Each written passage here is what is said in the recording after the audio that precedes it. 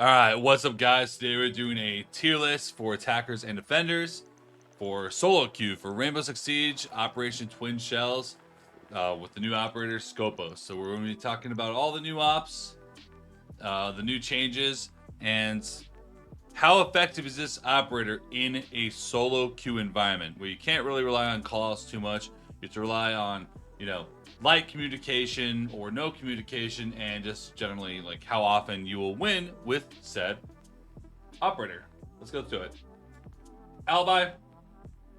I mean, good guns, but not much utility to really slow anything down or really change too much. So I think Alibi will be the perfect C tier start. Aruni, in solo queue, she's a little bit worse because she's very slow. It's going to be harder to maneuver around the map. Azami, still an S tier. You can basically lock down whatever you need to lock down with all your cover and your changes and your weaponry. So I still think Azami is still going to be the S tier operator. Bandit, remember, I'm going to have to say this multiple times. It is a solo queue tier list.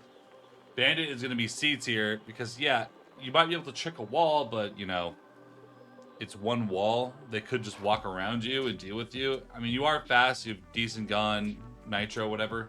But when I think Bandit, I don't think solo queue op.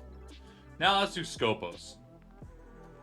Skopos in solo queue, honestly, I play Skopos at A tier on a normal tier list, but I will play Skopos at the S tier because the weapon is good. You have impacts. You can maneuver around the map pretty easily with your robot if you like leave it somewhere for like a roam or whatever. It can be really effective, but you don't get the most out of your shield unless you are communicating. So with that in mind, I do have to play Skopos down one notch because the shield is really good for intel gathering. Like the shield, the bulletproof glass, and then you have a camera on it. It's a really OP ass deployable shield, really good, but requires communication. So Castle, you can make a labyrinth, but if your team doesn't know what the hell you're doing, I mean, you're just making a maze for yourself. Caveira, solo queue has got to be D tier. I mean, communication is going to be lackluster. Same with Clash. I mean, these are just two ops that just requires a little bit of teamwork.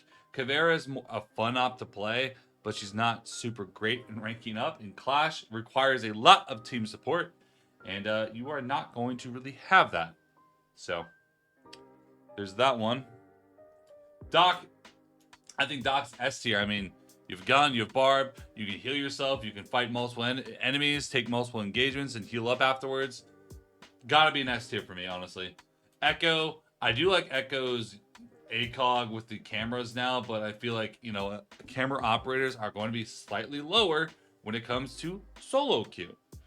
Speaking of cameras, we're gonna have the Valk at the A tier and the Maestro at the C tier. Cameras are OP in Siege, but if no one's really using those cameras to their full effectiveness, it doesn't make them as good. Valkyrie's going to be a little bit better because you can kind of place them wherever you need to and then still be a little bit mobile. Maestro, not as mobile, and Echoes, I mean, you still have a cog on site, so I feel like all that is fair. Ella, C tier, guns, traps to slow enemy down, but no real side setup. Fenrir, gotta place Fenrir in S tier because he just slows down the attackers by a lot with his traps, giving you a lot of potential to, win firefights. Frost, gotta be A tier. Any traps that can kill or potentially get an enemy killed are going to be slightly higher in solo because doesn't really require a rocket scientist to figure out how that utility works, and if you place it correctly, you can still get some frags.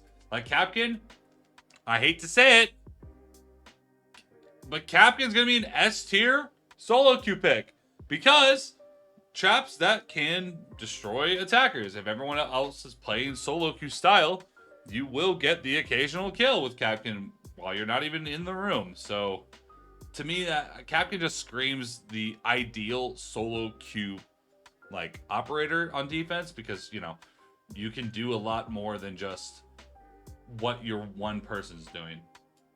Goyo, really requires people to know really how to use those Vulcan canisters fully and effectively.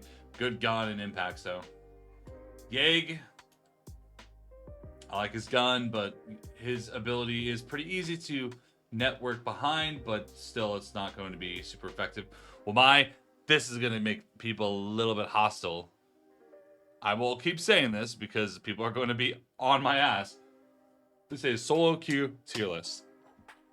I feel like Jaeger is a little bit easier to play off of than the Y9S in solo queue land because, you know, it's pretty easy to tell what the ADSs are doing. Y9S sometimes are hard to spot. You don't really know exactly where they're at.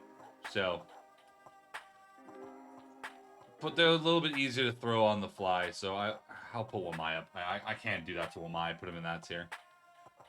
Cade, I love his util. He should be an S tier up, but his weaponry is a little bit worse. And sometimes in solo, you have to fry the enemy team. It's a little bit hard to do as Cade. His utility is really good though.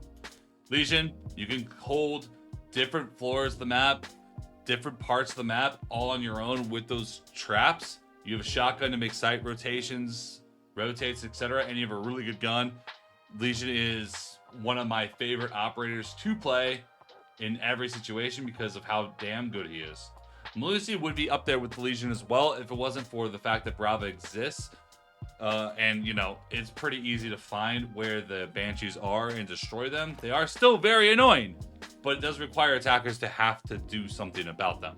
Legions are a little bit harder to deal with because you don't really fully know where they're at because they can be anywhere. Banshees are pretty easy to spot. Legions, a little bit less so.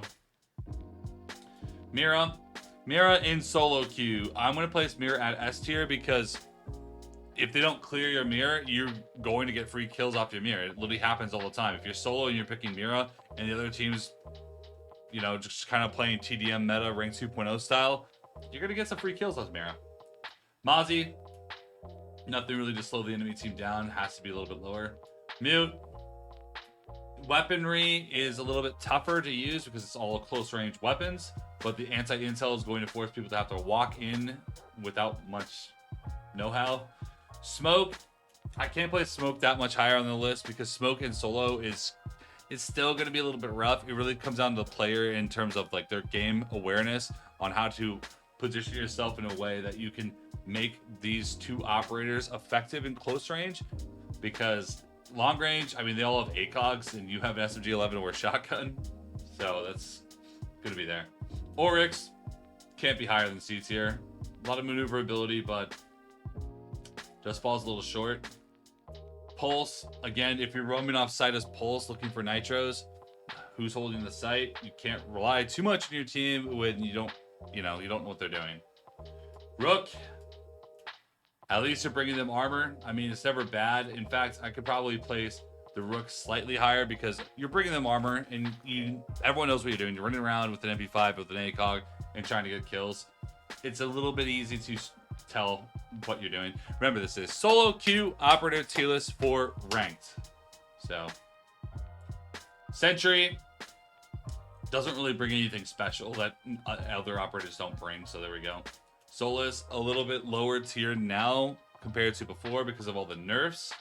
Tachanka, just don't even bother. I mean, unless if you want to run the LMG, go for it, but just screams flying mid. Thorn, traps can be annoying to deal with, but I feel like there are better traps as options if you are looking for a trap operator. Most of the time when people pick Thorn, they're picking Thorn for the gun, which is understandable, but Thunderbird, I just don't really see a purpose in Thunderbird when Doc exists. Like, even if you don't think that Doc is S tier, he's going to be A or B tier, and he's still going to be better than Thunderbird. The heals have to be stationary. They have to be left somewhere, and it's just really hard to make use of that. Doc, you can do it on the fly. You can revive yourself. You can heal yourself on the fly. It's a lot easier to use these heals.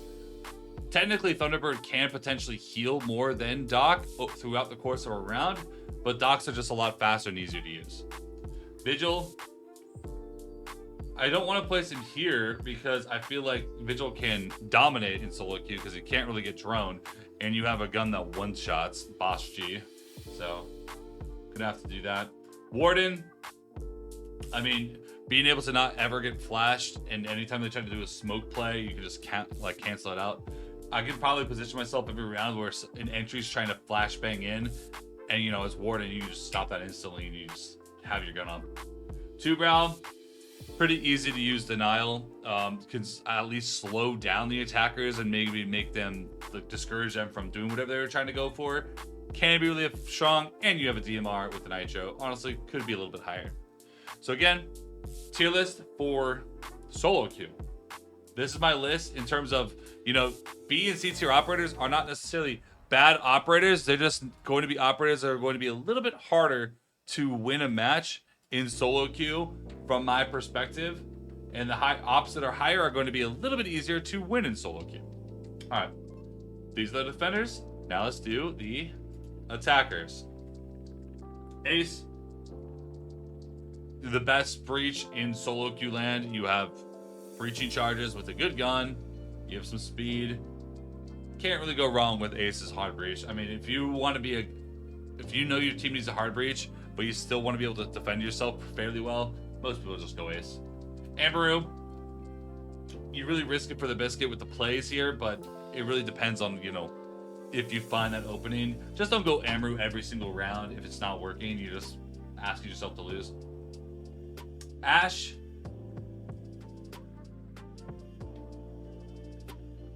Ash has to be an S tier operator in solo queue land because that's why so many people run her, because they play like they're solo.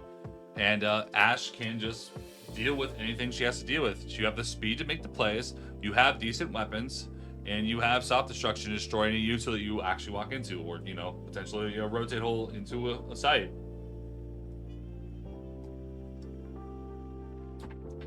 Can't really go wrong with that. Blackbeard. So we see that Blackbeard rework. Blackbeard just sits very far at the bottom because he's just so damn slow. His guns aren't that great. Yeah, you have a shield that blocks your face, but guns just aren't great. Blitz in solo queue lane can be really effective. Dealing with a Blitz is really goddamn annoying if you don't have backup. Montaigne, even more so. Because, you know, Montaigne has that get out of jail free card where you can just put your shield up and now you can't really get damaged. Shields are super strong in Siege, and honestly, I could probably place both these operators at A and S tier, and no one would really cry about it, but I don't want to play a game where the shields are always the must-pick operators, personally. They're really hard to deal with, but there are ways of dealing with shields, but in solo land, I mean, if I'm going Montaigne, and I can keep isolating 1v1s, I'll probably drop a lot of kills, even as Montaigne. Brava, right in the middle. Operators that have a lot of time on cameras are going to be in the middle of the board for me for solo queue, because utility is useful. You can hack a lot of util like Malusi's, cameras, whatever. You can destroy a lot of util. You can destroy basically all the util, and you can set up a bunch of flank cams. But the problem is when you're these 3 operators, your team is still playing, still engaging, still going for things. I've seen so many players that played Brava, Twitch, and Flores left in 1v3 situations because they've spent their time destroying util, doing these things, basically making the team play in a 4v5 while their team is doing things. Not saying that that's necessarily their fault, but you have to play to the pace of your team. If your team has it, if your team is a team that like will pace themselves, give you time to use that util, then it's not bad to play these 3 operators. But if your team is playing really slow, a lot of times you won't even get the chance to use all of your util. So you do have to be careful of that. And with Zero, it all comes down to communication. Honestly, that probably plays Zero slightly lower, but Zero goes up a little bit more because Zero is like a Swiss Army knife. You have a God 6, you have hard breaching charges, you have basically everything in your kit to deal with whatever you walk into. You just cannot spend too much time on your cameras in solo queue land because your team is taking fights that might be throwing, and if you're not in positions to get trades or refrags, you're going to end up losing. You're going to be like, oh, my team is so bad, SenVale, it's not my fault. These operators are good. It's like, yeah, you're right. These operators are good, but you didn't pick who you wanted to play with. You got to play the cards you're dealt, and, you know, if they're not playing slow to the point where you can use operators like this, be expected to be in a clutch situation more times than not. Fuck S tier, entry, hard breach charges, anything that you run into, you can basically deal with it as Buck, other than like, you know, shields and other util, but like roam clear is gonna be easy, vertical play is gonna be easy, breaching easy, everything's super simple. Capital, again, kind of like a Swiss Army knife. You have a good gun, Gon 6, hard breach charges, you have fires to push someone out of a certain position, and you also have smokes. You can do with a lot, master of none, but you can do a lot. Deimos, can be really good on the roam clear, but it is a little bit more difficult in solo to really get the full effectiveness of Deimos, because does require communication, and if communication is not an option, Deimos is going to be a little bit lower. Because an operator like Jackal is a little bit easier to make use of in solo land because everyone can see the Jackal scan. Everyone knows what you're doing. Deimos, you have to call it, and you have to make sure that the team is listening to what you're calling in the first place. Jackal, they just see it on the screen, not a problem, and helps the roam clear. If your team's all entering through random parts of the map, Jackal's going to help coordinate them that much easier. Same with the Dokkaebi. You call the cameras, everyone knows what's happening, they hear the cameras go off, especially at higher elo. Dokkaebi is going to be really effective in all situations. Finka, I'm placing it A tier. Not S tier. Finka does have grenades to clear util. I personally believe that Finka is an S tier, but I'm placing her lower because I feel like I'm biased a little bit. I feel like heals are underrated in Siege. But SenVale, if you get shot in the head, you die. Yeah, but let's be honest. How many of you guys have over a 50% headshot ratio? Probably not many. That means that half of your deaths are from body shots. Heals help with half of your deaths. There's times where I'm like healing this Finka, I go in, I overheal before I go in, I take out a couple guys, and I heal again right before I fight another guy, and I have like 1 health left. I would have died way earlier than that without those heals. Let's say you go for someone goes for a spawn kill, you have 20 health afterwards. You can heal yourself up to 80, including healing everybody else, and they have overheals when they go for their fights. Like, let's say I play fighting a Vigil Bashi as Finka. I overheal before I fight the Vigil. Even if he shoots me in the chest, I'm still going to have health left over. He's not going to be able to one-shot me because I'm Finka. Things to think about. Heals are underrated. Plus, Finka has really good guns and grenades. So, Fuse, there's going to be very seldom chances that you're going to be in a position to really effectively use the Fuse charges to clear out a site or destroy enemy util. So, C tier. Glass in solo land, I just don't think that Glass really has a place in solo queue because it requires coordination. And operators that require coordination to be effective, I just don't think are going to be good in solo queue. Gridlock, I mean, decent guns. You are slow, but you have flank watch, and you have grenades. I mean, Gridlock can deal with whatever she needs to deal with, and you know that there's at least someone watching your flank. Speaking of which, Nomad. Nomad is one of the better entries in the game for me, because she has flashbangs, she has ARX like Ayana had, and you have air jabs to, you know, hold a quick flank and you can just shoot on the fly that literally stops someone from flanking you. Doesn't work as well as Gridlocks. Gridlocks, I think, work better on staircases, but Nomads work better for, like, doorways and, like, you know, just normal entries. So, but I feel like Nomad has a lot more entry potential than Gridlock because the speed, flashbangs, and her gun is a little bit, like, quicker to snap on someone. Grim, I'm placing Grim in A tier. I love the B-Boy. He has a ton of speed. You have the Bailiff when you need to make, like, a quick line of sight or verticality, and the bees will push someone out of a position. You don't require teammates' help. You just push them out of a position with the bees. When they get spotted, most people, when they get spotted, they're afraid for their life. They try to retreat. They try to back off. They don't try to engage while they're beat out normally. And if they do, everyone has a mark on them. Everyone in your team can see this guy. It's pretty easy to coordinate off of a Grimby. Hibana, going to be another S tier. It's just really easy breach to use. You can be more entry focused. You have flashbangs for entry. Just operators that can defend themselves and fight on their own are always going to be a little bit higher on the list. Like Thermite, I hate to do this to little Thermite, but B tier. Thermite is the epitome of I need teammates to play with me to be effective. Outside wall, have you guys ever played solo queue and you have Thermite and there's bandits to the wall and you're like, watch your team walk around and you're like, why is no one going full wall with me, bro?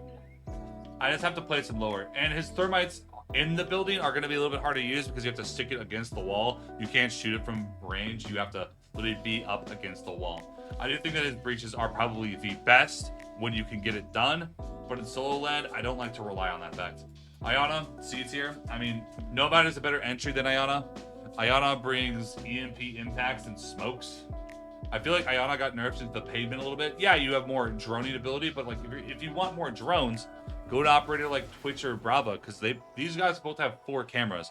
And let's be real, you're not going to ever need more than 4 cameras or 5 cameras. You're not going to be able to clone that often.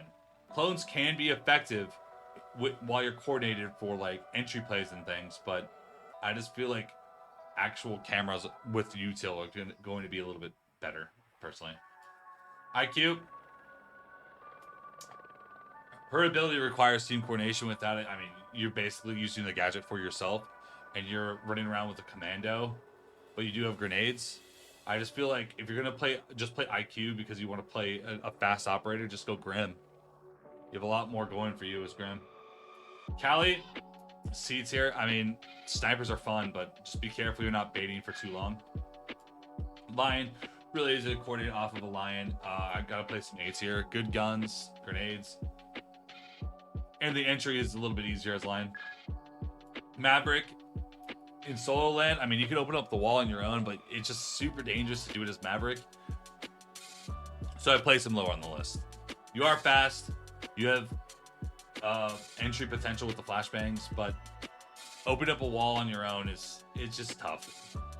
It's not impossible, but it's just a little bit harder without dedicated team support. Nox buff with her ability to be a lurker under cameras.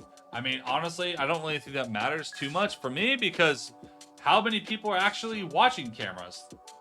In solo queue, not many. People are just walking around with their guns, and Nox still makes more sound than Ashe and Karim. She's a 2 armor. She makes audio like Jack would make audio. Like she's just too loud. She's just too loud for the pick that she is. She can be good for effective team pushes if you know you're playing a good team and they're using cameras a lot. Can be good to catch people off, but I just feel like she just sits close to the bottom because at its core, you're waiting on your team to make valid pushes to require defenders to make crazy rotations. Osa, B tier because you can push everything on your own. You have grenades. You can help get a wall open. You have shields that are decent. You have decent guns. I can't place Osa higher than that because you're not really an aggressive operator that can make aggressive plays. Ram can make vert very easily. You just have to be very mindful of the flank potential, which happens literally all the time to Ram players. You're going to be working vert, looking through your vertical holes, and then you get flanked or shot in the side of the head or over the back. Just have to be very careful of that. That's the only reason why Ram is lower at beats here, not up higher.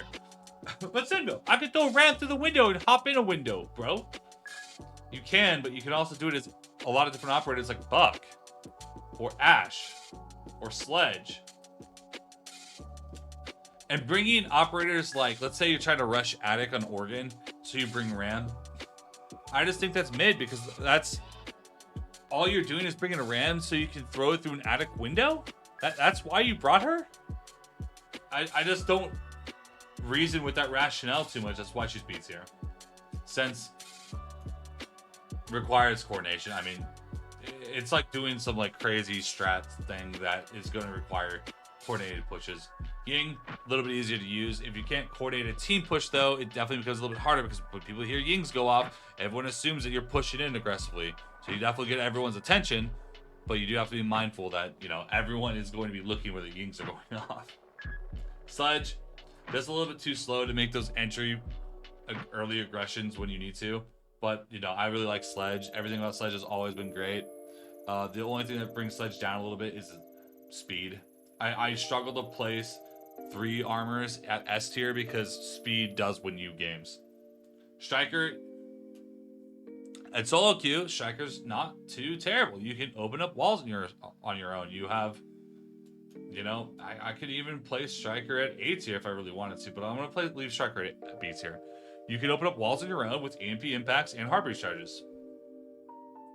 I mean, no other operator can do that. It requires team coordination.